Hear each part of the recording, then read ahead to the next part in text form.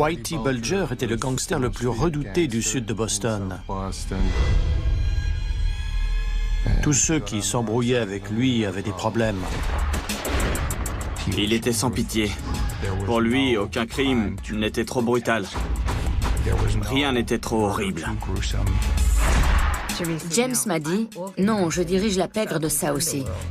Tu es menacé. Et ce bébé le sera encore plus. Halloran a été abattu en pleine rue par James Bulger. Whitey, lui, était un tueur. Il aimait tuer lui-même. Les paris, les prêts usuraires, la vente de cocaïne et de cannabis, les meurtres. Il faisait la totale. Bulger était perçu comme un Robin des Bois, mais il n'était généreux avec les gens que pour mieux les manipuler. Les gens dont le rôle aurait dû être de le mettre sous les verrous étaient de mèche avec lui. Il pouvait tuer en toute impunité. Quand James Bulger apprenait que quelqu'un coopérait avec la police pour le faire arrêter, le sort de ce quelqu'un était scellé. Il le tuait. On a retrouvé 3 corps enterrés près d'une autoroute de banlieue. Il m'a dit, j'ai des ennuis, je vais partir quelque temps. C'est la dernière fois qu'on s'est parlé. Le public doit savoir que tout est mis en œuvre pour le retrouver et le traduire en justice. La suite, on la connaît. Whitey s'est fait la belle et ça a été le début de sa cavale.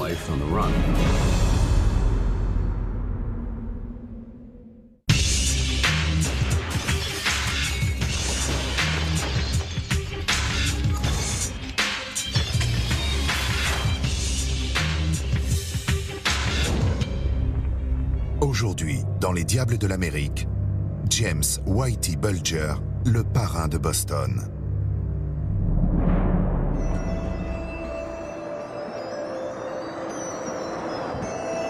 Décembre 1994. Une violente tempête balaie la façade atlantique en direction de la Nouvelle-Angleterre. Depuis 1h du matin, d'importantes chutes de neige s'abattent sur la ville. Mais le plus grand gangster du sud de Boston a d'autres préoccupations. James Bulger payait des flics et d'autres personnes. À Noël, une vingtaine de ses complices préparaient les enveloppes avec des billets de banque destinés aux fonctionnaires de police. Whitey disait « Noël, c'est la fête des gosses et des flics ». Whitey est le surnom de James Bulger. Et en cette fin d'année 1994, il vient d'apprendre que le gouvernement fédéral est sur le point de le faire arrêter. On enquêtait contre James Bulger dans une affaire de racket. On avait reconstitué toute son organisation de bas en haut. Depuis les bookmakers, les usuriers, les dealers, jusqu'au sommet de la pyramide.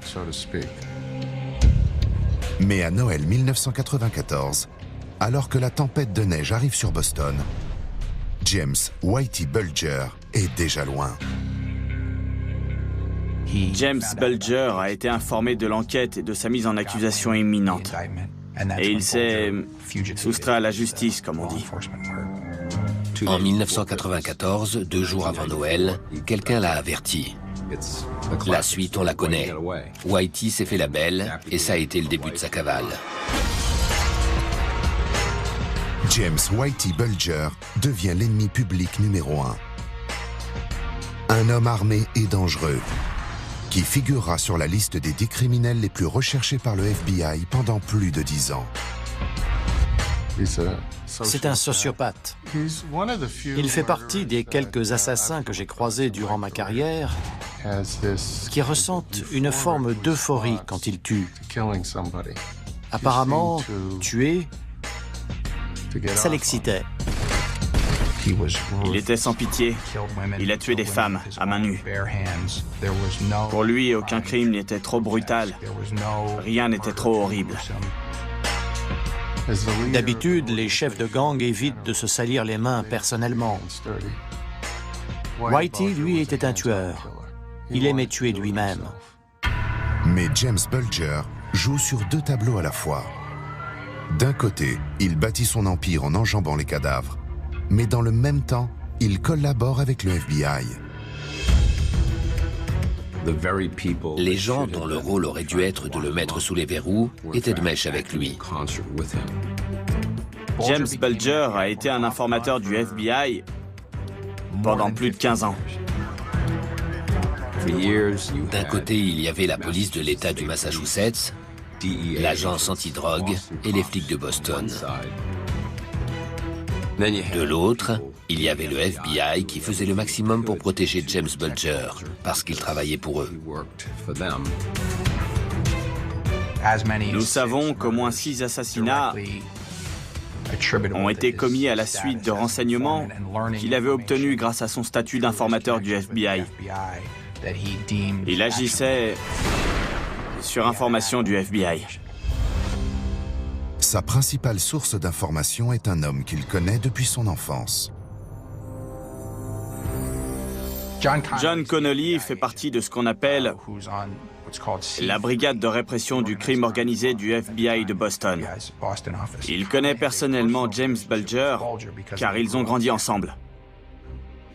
James Bulger est devenu informateur du FBI grâce à lui. Avant sa disparition, à Noël 1994, tout le monde savait où se trouvait Whitey Bulger.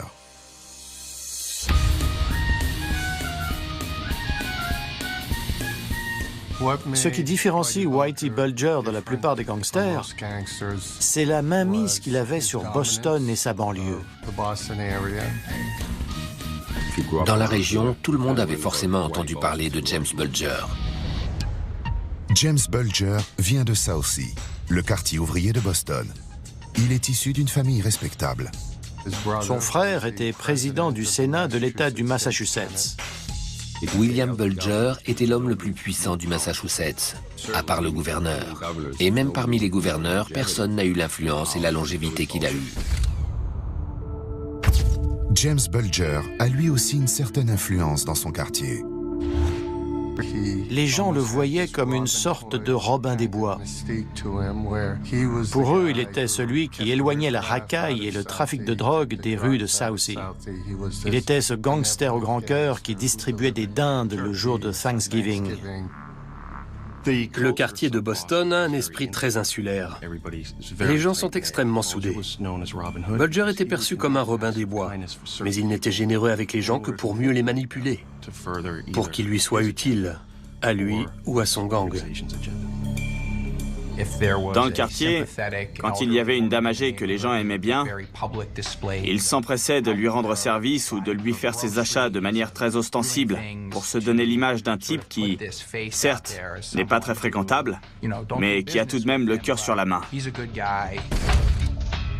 Le mot qui le définit le mieux, c'est manipulateur.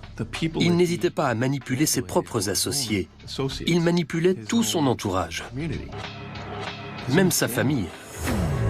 Son image publique sert surtout à détourner l'attention de ses activités criminelles.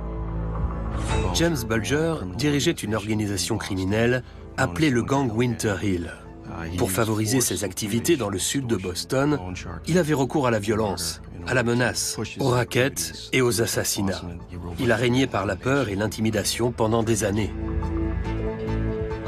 À la fin, il s'est lancé dans le trafic de drogue. Mais son activité la plus lucrative a sans doute été le racket. Son gang rançonnait tout un tas de gens. Des hommes d'affaires, des dealers, les bookmakers, des délinquants. Il disait « Je ne suis pas un dealer puisque je ne vends pas de drogue ». Mais il touchait des pots de vin de la part des gens qui travaillaient avec lui. Il pressurisait les dealers en leur permettant de travailler à condition qu'ils lui versent une part de leurs bénéfices. Donc tout ça, c'est de la sémantique. Et puis, il y a les massacres. C'était le gangster le plus redouté de Boston. Tous ceux qui s'embrouillaient avec lui avaient des problèmes. Plusieurs de ses victimes ont fini dans cette maison qu'on a appelée la maison de l'horreur. Selon plusieurs témoins, un jour, Whitey a essayé d'étrangler un type avec une corde. Mais la corde était trop épaisse. Il n'arrivait pas à le tuer. Là, il a sorti son revolver et il lui a dit « Tu préfères une balle ?»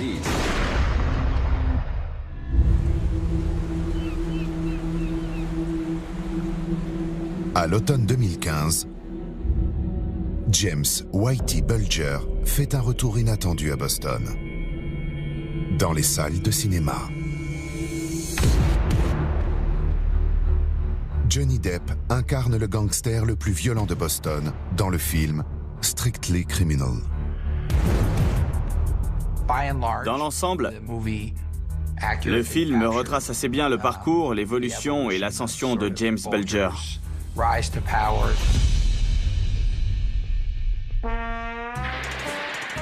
L'histoire de James Bulger et de sa famille semble tirée d'un vieux film de gangster hollywoodien.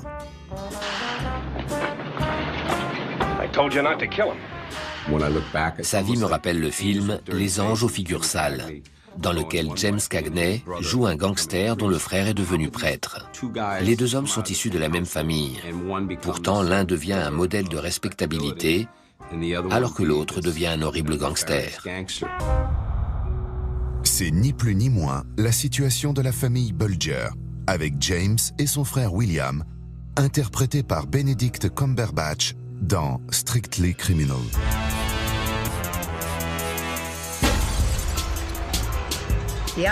L'idée de faire jouer le rôle de James Bulger par un sale type comme Johnny Depp était totalement farfelue.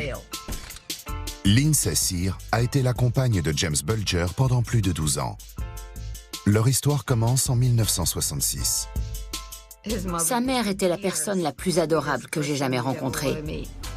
Il était en adoration devant elle. Je ne l'ai jamais vu autrement qu'avec des hauts talons. Même ses pantoufles avaient des talons. Les fils Bulger grandissent à Southsea, un quartier ouvrier de catholiques irlandais au sud de Boston. C'est l'un des plus vieux faubourgs des États-Unis et l'un des plus durs. À l'époque de la guerre de sécession, le sud de Boston était un environnement très prisé. Mais depuis, le quartier est en déclin. La pauvreté gagne du terrain et la population ne cesse de baisser. Sa famille s'est installée dans les premiers logements sociaux de Nouvelle-Angleterre. James Bulger avait 8 ou 9 ans. C'était une famille nombreuse, de 5 filles et 3 garçons, mais pas très soudée. Ce n'était pas une famille heureuse. Son père avait été syndicaliste, avant d'avoir un accident qui a plongé sa famille dans la misère. Son père a connu un destin tragique. Il a perdu un bras dans un accident de chemin de fer. Et dans l'Amérique de la Grande Dépression, un manchot n'avait pratiquement aucune chance de retrouver du travail. James ne parlait jamais de son père. Et j'ai compris très tôt que, sauf pour les choses essentielles, il valait mieux ne pas poser de questions. Comme son père, il se prénomme James. Et il se révèle très vite être un enfant difficile. Il était ingérable. L'école ne l'intéressait absolument pas. Ce n'était pas le genre à se laisser intimider par des bonnes sœurs, même si elles avaient parfois la gifle facile. Ça n'impressionnait pas un gosse comme Whitey. Le surnom de Whitey lui vient de ses cheveux blonds clairs. Blond, les yeux bleus, baraqué, il faisait beaucoup de musculation. Il était très affûté. James Bulger fait son premier séjour en prison à l'âge de 14 ans. Il est condamné pour vol à 5 ans de maison de redressement pour mineurs. À sa sortie, il s'engage dans l'US Air Force. Là aussi, il fera plusieurs fois du cachot pour agression. Il quitte l'armée et retrouve la prison quelque temps plus tard pour vol à main armée. Il braquait des banques. Il a passé quelque temps à la prison fédérale d'Atlanta. Puis il a été transféré à Alcatraz. Et quand Alcatraz a fermé, il a été envoyé à Leavenworth, dans le Kansas. Au bout de 9 ans, il est libéré. À l'âge de 36 ans, il a passé les 2 tiers de sa vie en prison.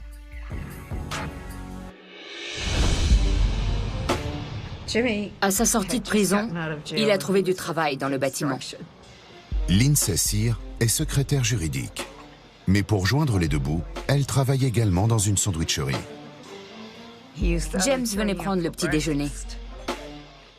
Lindsay tente de faire carrière en tant que mannequin. James Bulger, lui, veut reprendre ses activités de délinquant. Il s'est lié avec les frères Killen, qui étaient les bookmakers les plus importants du sud de Boston. Il m'a convaincu de sortir avec lui. À partir de là, il a géré toute ma vie.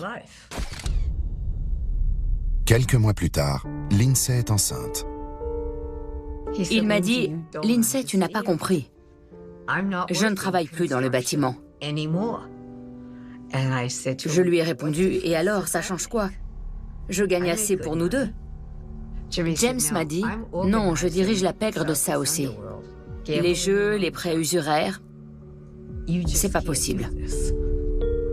Tu es menacé. Et ce bébé le sera encore plus. » Dans la vie du gangster James Bulger, ce bébé va prendre une place considérable. Pour s'en prendre au bébé, il aurait fallu tuer James. Et là, bonne chance. Je savais que c'était un gangster et qu'il tuait des gens, mais je ne savais pas à quel point il était protégé.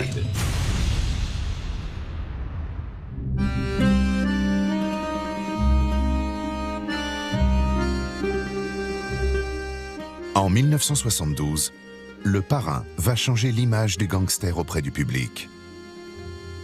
L'œuvre, qui retrace l'ascension du fils d'un parrain de la mafia italienne, remporte 3 Oscars, dont celui du meilleur film. Et cela va conforter les autorités dans leurs objectifs. Dans les années 70-80, le gouvernement concentre ses efforts sur la lutte contre la mafia italienne et la Cosa Nostra. À en croire Le Parrain, la pègre américaine est contrôlée par les 5 familles de la mafia italienne. Ce qui n'est pas le cas dans le quartier de South Sea.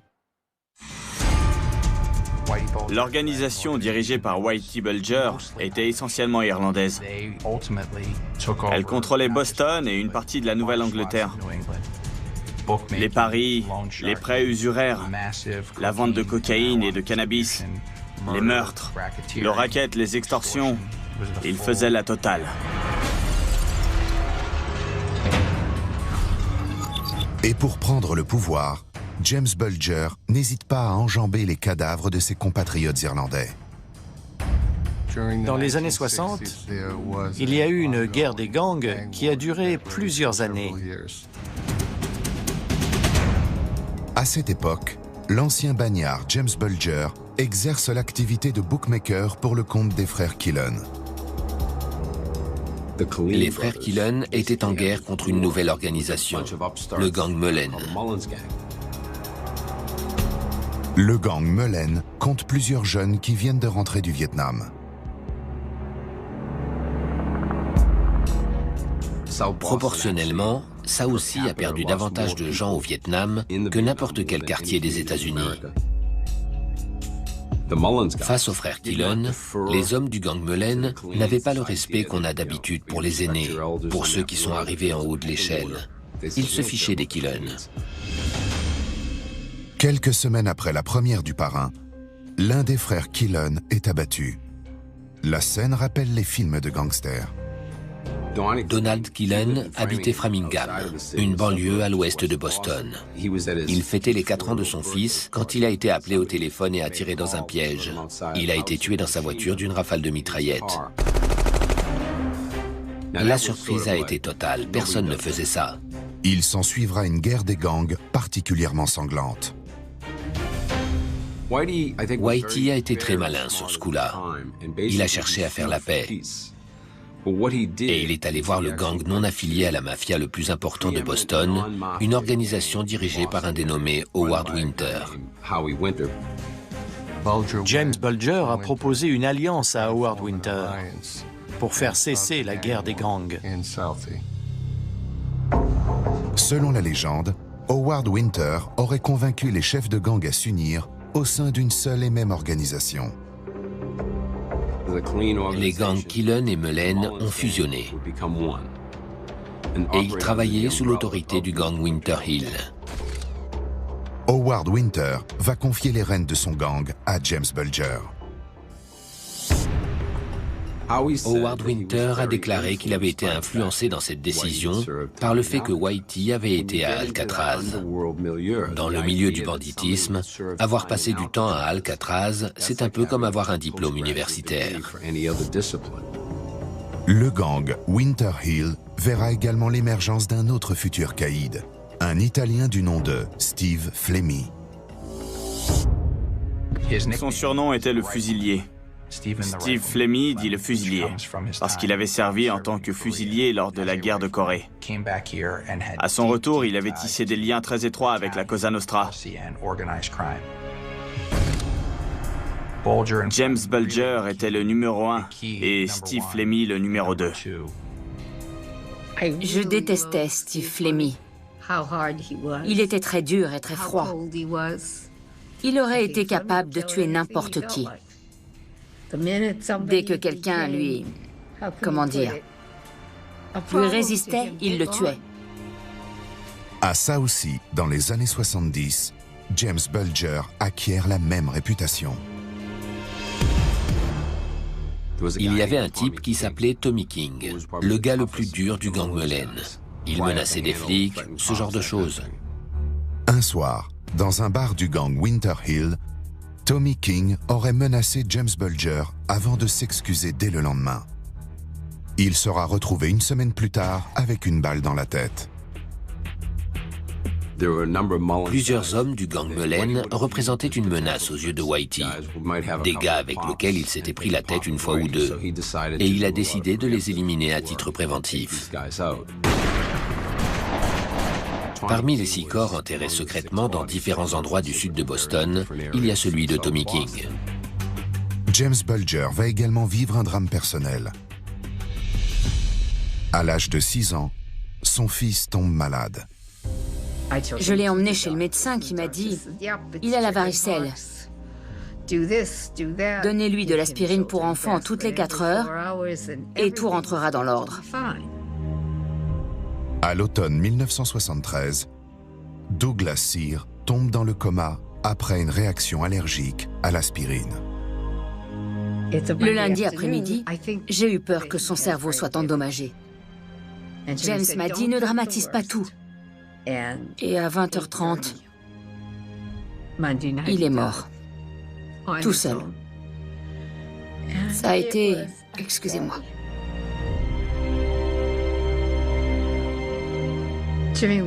James n'était plus lui-même. Lui qui se voulait fort comme un roc, qui ne pleurait jamais, que rien ne pouvait atteindre, il était en larmes. Le soir de la mort de Douglas, il m'a dit « Je ne veux plus jamais souffrir comme ça. » C'était trop dur pour lui.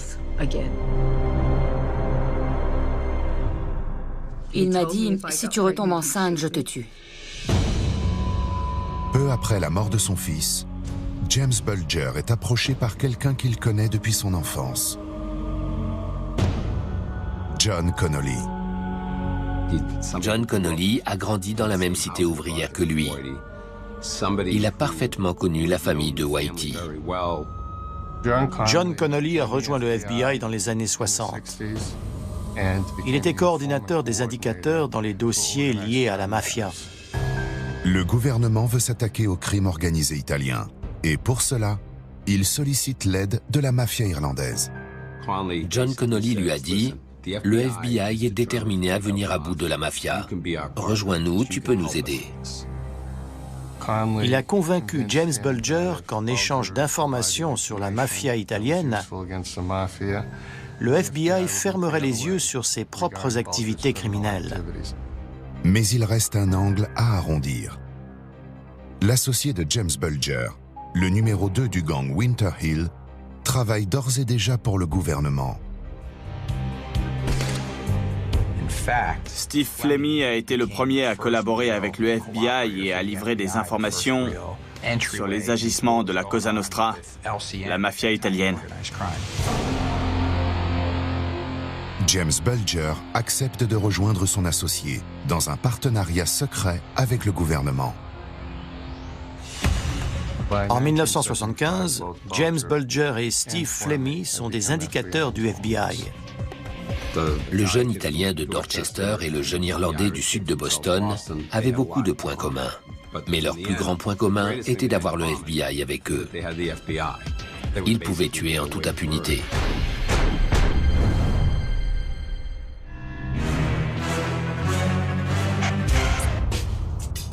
En 1980, l'ex-détenu James Whitey Bulger s'impose comme le parrain du sud de Boston. Pour asseoir son pouvoir, il élimine plusieurs de ses rivaux et les enterre dans le quartier de Southie. Il voulait être le parrain. Et il a fait ce qu'il fallait pour le devenir. Il est devenu le numéro 1 de la pègre du quartier sud de Boston. En 1979, James Bulger devient le chef incontesté du gang Winter Hill, dont l'éponyme Howard Winter a été arrêté avec plusieurs complices pour avoir truqué des paris équestres. Il menaçait et tabassait les jockeys pour qu'ils perdent des courses. Tous les membres du gang Winter Hill ont été inculpés, sauf Whitey et Steve. Steve Flemmi, dit le fusilier, est le numéro 2 de James Bulger. Pourquoi Whitey et Steve n'ont-ils pas été inculpés? Personne n'a compris. Aujourd'hui, avec le recul, on sait que John Connolly, agent spécial du FBI de la brigade antimafia, est allé voir le procureur en charge du dossier et qu'il lui a dit « Ces gars-là nous aident à lutter contre la mafia. On a besoin d'eux. On ne peut pas les inculper. » James Bulger et Steve Flemmi jouent un double jeu. Ils sont membres de la pègre, mais ils bénéficient de la protection du gouvernement des États-Unis. Tous les membres du milieu savaient que James Bulger avait des relations. Il les avait prévenus. Si vous allez voir les flics ou le FBI, je le saurai avant même que vous ne soyez ressortis. Ils avaient tous peur de lui. Ils savaient que s'ils coopéraient avec la police, ils étaient morts. Dans ce silence assourdissant, le gang de James Bulger opère en toute impunité. Il y avait des bookmakers, des entrepreneurs locaux, des usuriers, ce genre de faune. Et tout ce petit monde devait régulièrement verser un tribut à Bulger et Flemmi. Avant, ces gens-là payaient la mafia. Whitey et Steve leur ont expliqué « Maintenant, vous êtes avec nous. » Whitey récoltait dans les 10 000 $ par semaine. Grisé par ce succès, James Bulger veut voir plus grand. En 1981, il jette son dévolu sur le Jai-Alai, une variante de la pelote basque très prisée en Floride et qui donne lieu à des paris organisés par l'entreprise World Jai-Alai. Cette entreprise appartenait à Roger Wheeler, un magnat du pétrole. James Bulger et ses hommes pensaient que s'ils arrivaient à l'éliminer, ils pourraient racheter l'entreprise à sa veuve. James Bulger a entendu parler de ce sport par un agent du FBI à la retraite, devenu responsable sécurité de World Jai-Alai. Le gang Winter Hill commence par racketter les usagers du parking et récolte ainsi 10 000 $ par semaine. Mais Roger Wheeler va découvrir le poteau rose. Il sera retrouvé mort peu après, assassiné dans sa voiture d'une balle dans le visage, après une partie de golf. L'assassinat de Roger Wheeler, un millionnaire très en vue, va attirer l'attention du grand public sur le gang Winter Hill. D'autant que le meurtre de Roger Wheeler sera suivi par beaucoup d'autres. Un homme d'affaires de Floride du nom de John Callahan savait beaucoup de choses sur cette affaire. Il fallait qu'il meure. L'un des hommes de main du gang Winter Hill, un certain Brian Halloran, avait également entendu parler du meurtre de Roger Wheeler et avait averti le FBI. John Connolly en a immédiatement informé James Bulger. Halloran a été abattu en pleine rue. James Bulger est devenu intouchable et il se lance dans le trafic de drogue. J'ai vécu à ça aussi dans les années 80. Il y avait de la coke partout. Il disait « Je ne suis pas un dealer puisque je ne vends pas de drogue ». Mais il touchait des pots de vin de la part des gens qui travaillaient avec lui. Il pressurisait les dealers en leur permettant de travailler à condition qu'ils lui versent une part de leurs bénéfices. La drogue lui a rapporté des millions. Des millions, des millions et des millions et des millions. En 1984, James Bulger envoie une cargaison d'armes à l'IRA, l'armée républicaine irlandaise. Plusieurs membres de son organisation avaient des liens étroits avec l'armée républicaine irlandaise. Le plan était très audacieux. À Gloucester, un petit port de pêche au nord de Boston, ils ont chargé les armes sur un bateau et ils ont pris la mer. Peu après, leur bateau du nom de Valhalla remet les armes au Marita Ann, un bateau de l'IRA.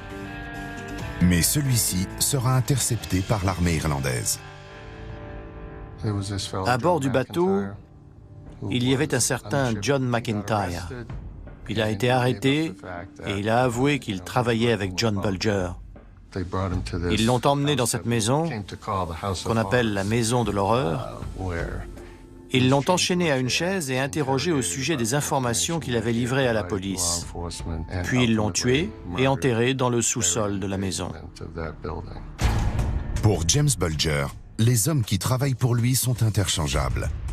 Mais à mesure que les cadavres s'accumulent, la protection du FBI commence à se craqueler. Toute notre équipe était très agacée par la manière dont John Connolly gérait sa collaboration avec James Bulger et par les conséquences que cela avait.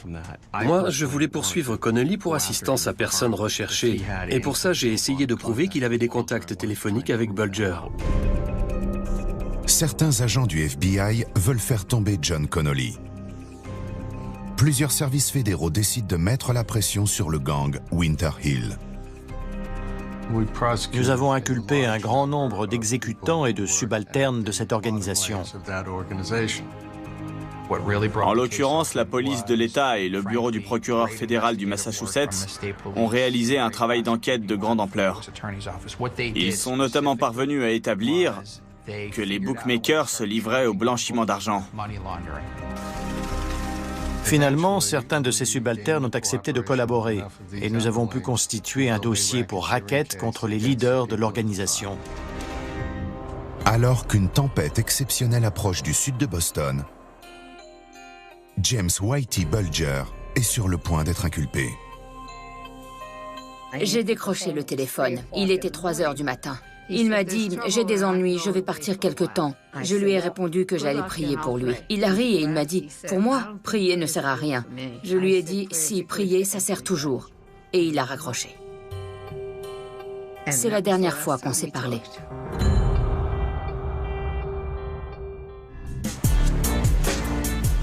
En 1999, James Bulger se retrouve sur la liste des 10 criminels les plus recherchés par le FBI. Le public doit savoir que tout est mis en œuvre pour le retrouver et le traduire en justice. Il a disparu à Noël 1994, alors qu'une tempête balayait la Nouvelle-Angleterre. Quand il a su qu'il allait être inculpé dans le cadre de la loi RICO, il a fui. Le RICO Act, loi RICO en français, est une loi adoptée par le Congrès américain en 1970 pour lutter contre le crime organisé.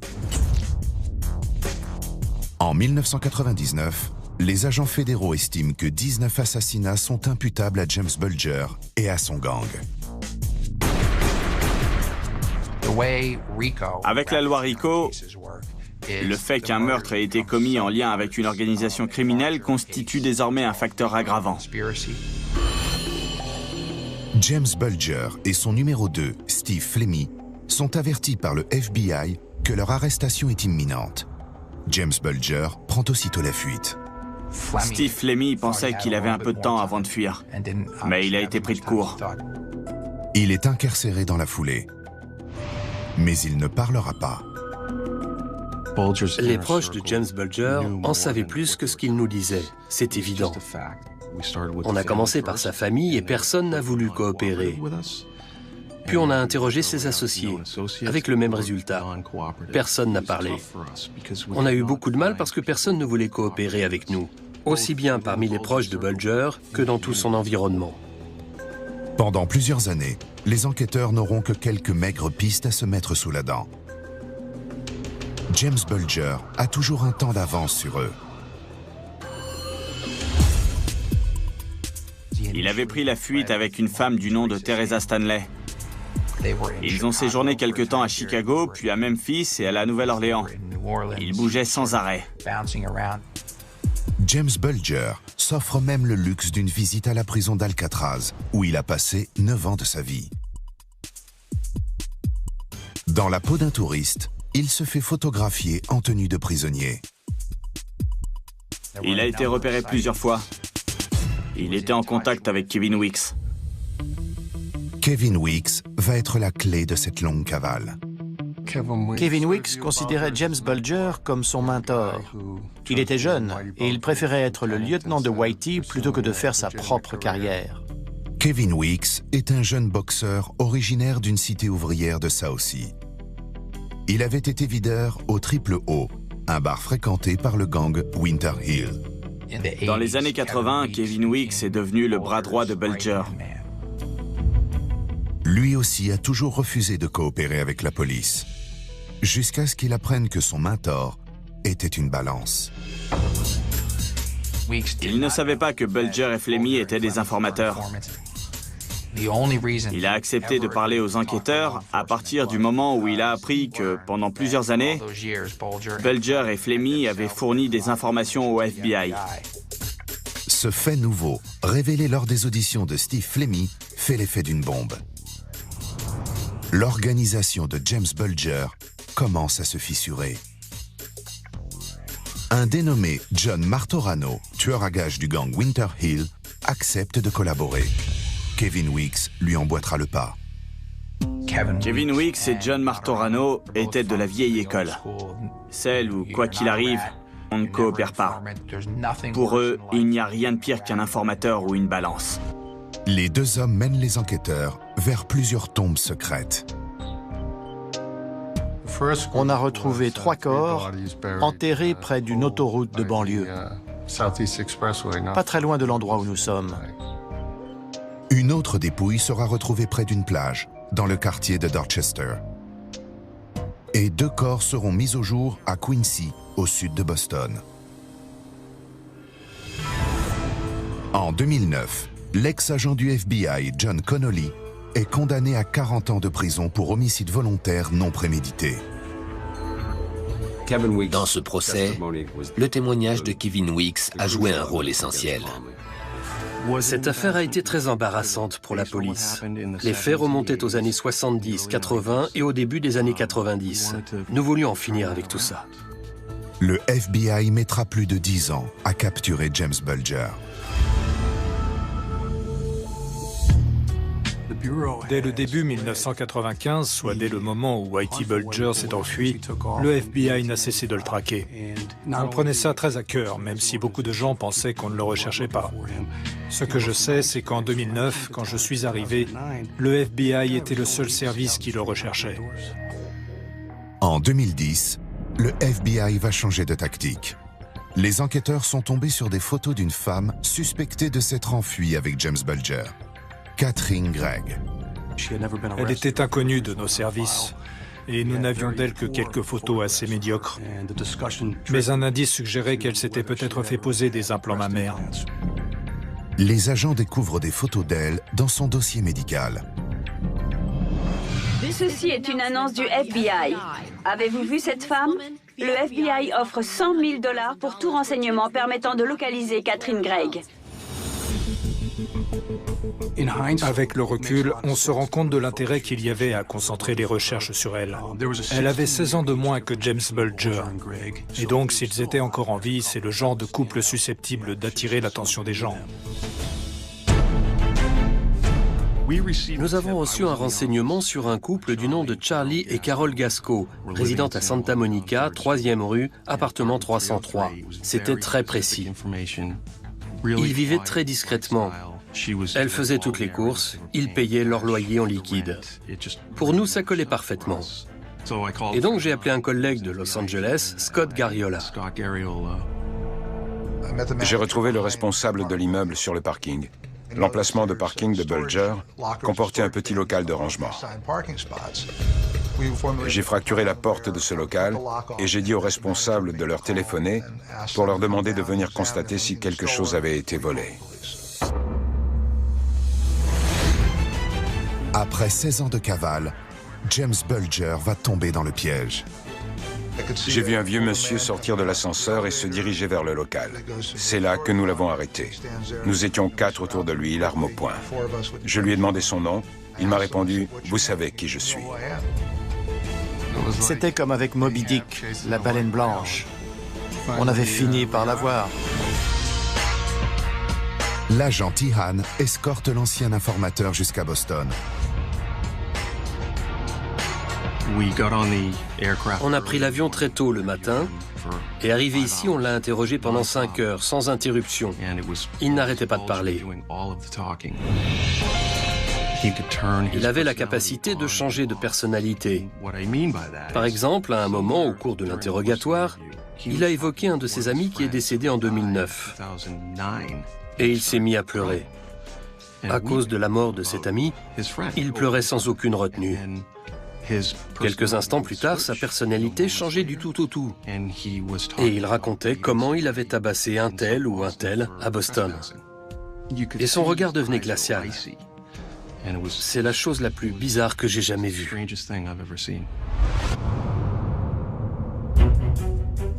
En juin 2013, James Whitey Bulger est présenté à un tribunal fédéral pour répondre à 32 chefs d'accusation de racket, de possession d'armes et de participation présumée à 19 assassinats.